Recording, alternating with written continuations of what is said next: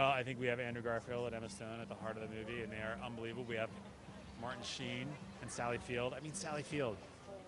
Right? I mean, come on. So that's great. And there's a lot of new stories. I mean, you know, there's the Gwen Stacy saga, which, if you know the comics, is one of the most famous, if at times controversial, storylines in the comics. They have Lizard, played by Rhys Ifans, Kirk Connors, which is a hardy adversary, shall we say.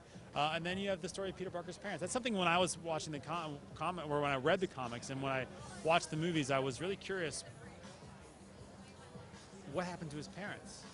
You know what I mean? And the first moment of this movie is when he's left behind by his parents, and that colors not only the narrative, but the way his character is different. You know, he's got a chip on his shoulder. He's a little bit more surly.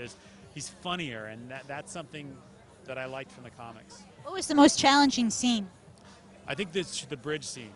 And I don't want to ruin the movie, but it was an incredibly complex thing technically, but there's also a very important emotional component to the scene.